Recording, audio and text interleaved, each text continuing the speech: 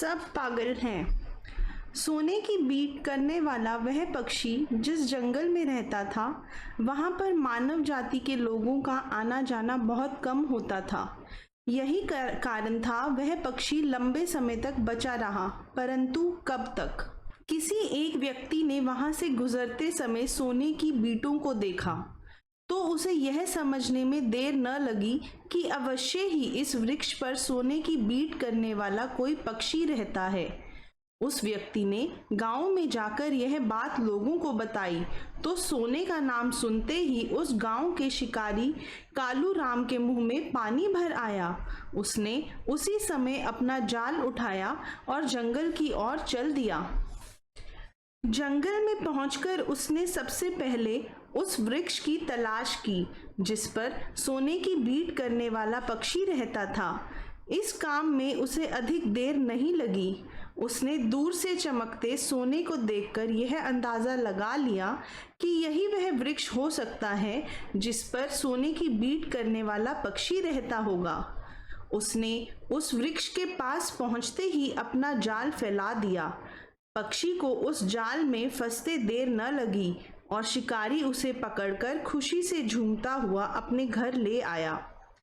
परिवार के लोगों ने जैसे ही सोने की बीट करने वाले पक्षी को अपने घर में देखा, तो सब के सब खुशी से नाचने लगे। उन्हें सबसे अधिक खुशी तो इस बात की थी कि अब तो उनके अपने ही घर में सोना पैदा होने लगेगा। कुछ ही दिनों में वे सबसे अमीर बन जाएंगे, उनकी गरीबी दूर हो जाएगी। हुआ भी यही। शिकारी सबसे पहले तो जंगल से सारा सोना उठाकर ले आया। फिर धीरे धीरे और सोना भी जमा हो गया। इतना सोना देखकर शिकारी डरने लगा। उसे इस बात का डर था कि कहीं राजा के कानों तक यह खबर पहुंच गई कि मेरे पास इतना सोना जमा है, तो वह सोने के साथ साथ उसकी जान भी ले सकता है। इसी डर के कारण शिकारी ने यह फैसला किया कि वह इस सोने की बीट करने वाले पक्षी को राजा को ही दे आएगा, क्योंकि अब उसके पास तो बहुत सोना जमा हो गया था। अब और सोने का करना भी क्या है। दूसरे ही दिन वह कालू राम शिकारी उस सोने की बीट करने वाले पक्षी को लेकर राजा के दरबार में जा पहुंचा। उसने राजा के सामने उस पक्षी को पेश करते हुए कहा, महाराज, यह आपके लिए है। कालू के बच्चे, तुझे शर्म नहीं आती इस प्रकार का भद्दा पक्षी हमें भेंट करते हुए? क्या तुम इतने पागल हो गए हो जो यह भी नहीं जानते कि राजाओं को केवल सोना चांदी ही भेंट दिया जाता है? महाराज, यह पक्षी नहीं, सोना ही है। तुम कहीं पागल तो नहीं हो गए हो? यह काला कलूटा पक्षी सोना है? महाराज, इसकी शक्ल मत देखो, असल में यह पक्षी सोने की बीट करता है। यह तुम क्या कह रहे हो? क्या यह संभव है? हाँ महाराज, हाथ कंगन को आरसी क्या है। अभी थोड़ी देर में जब यह बीट करेगा तो आप अपनी आंखों से देख लेना कि यह सोने की बीट करता है कि नहीं। थोड़ी देर के पश्चात ही उस पक्षी ने राजा के सामने ही सोने की बीट कर दी, तो राजा की हैरानी की कोई सीमा न रही। वह सोच में पड़ गया कि क्या ऐसा भी संभव हो सकता है। उसी समय राजा ने अपने मंत्रियों को बुलाया और उनसे कहा, देखो, यह सोने की बीट देने वाला पक्षी हमें इस शिकारी ने उपहार स्वरूप दिया है। राजा की बात सुनकर महामंत्री हंसने लगे। मंत्री जी, आप हंस क्यों रहे हैं? राजा ने उनसे पूछा।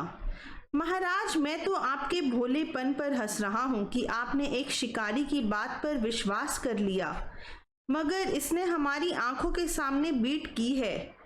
यदि यह बात मान ली जाए तो भी हमें एक बार सोचना पड़ेगा कि यह आदमी कौन सी चाल चलकर हमें सोने की बीट देने वाले पक्षी को उपहार स्वरूप देने आया है। भला कौन ऐसा पागल होगा जो सोने की बीट करने वाले पक्षी को अपने आप दान देने के लिए चला आएगा। मंत्री की बात सुनकर राजा भी सोच में पड़ गया और मंत्री की ओर देखकर बोला, आप किसी हद तक ठीक ही कहते हैं। असल में मैं ही पागल हूँ जो इस आदमी की बातों में आ गया। लगता है यह आदमी कोई षड्यंत्रकारी है।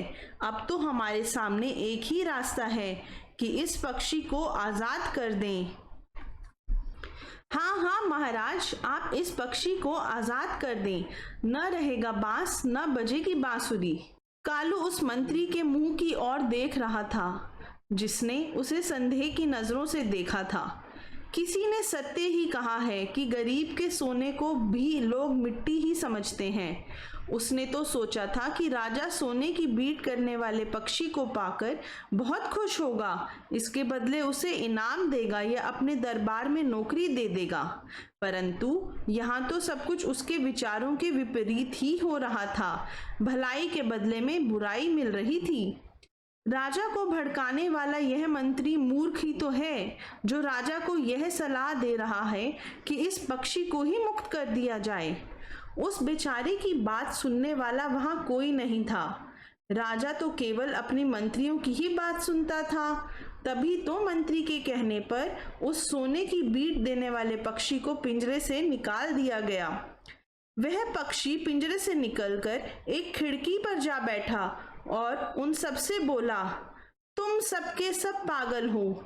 तुम में से सबसे पहला पागल तो यह शिकारी है, जो सोना देने वाले पक्षी को राजा को भेंट करने चला आया।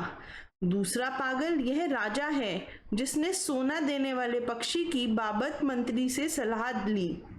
उन सबसे बड़ा पागल यह मंत्री है, जिसने सोना देने वाले पक्षी को छोड़ देने के लिए कहा।